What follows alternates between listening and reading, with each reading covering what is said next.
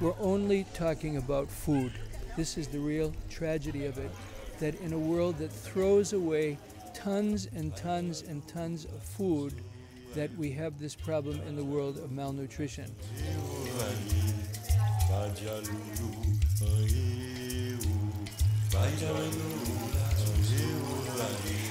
Il y a le chômage qui fait rage en Haïti. C'est-à-dire que si la personne ne travaille pas, la personne ne va pas trouver de quoi s'acheter même les nutriments de base.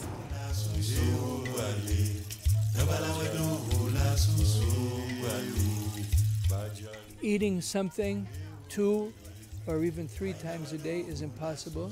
Les enfants et les parents ont été choqués d'apprendre qu'ils sont des malnutris. Ce sont des gens traumatisés par le fait que le parent se sent coupable de n'avoir pas bien alimenté son enfant dans un pays pareil.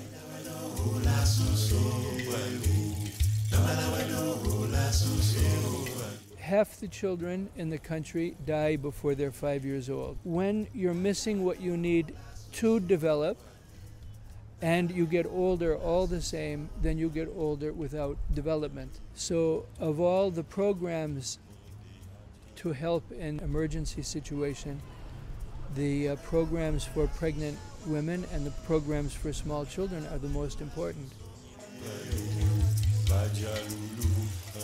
Nous avons eu 571 admissions couvrant mars 2010 à mai 2011. Il y a des enfants qui viennent avec des malnutritions graves et compliquées d'infections, soit des infections cutanées, soit des pneumonies, soit des méningites, soit des infections urinaires.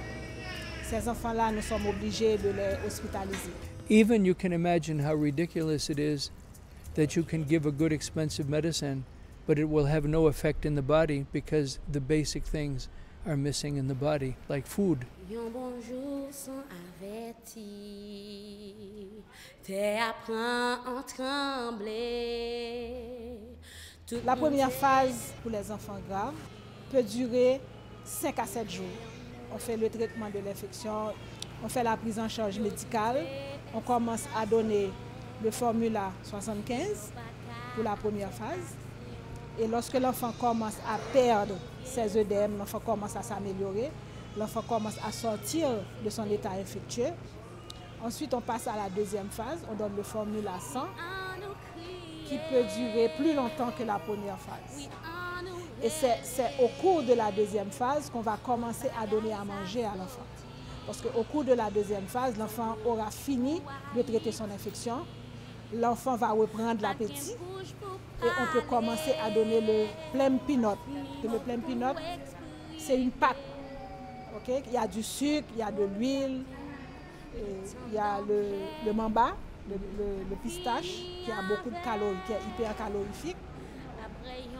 Il y a des multivitamines là-dedans, des acides aminés.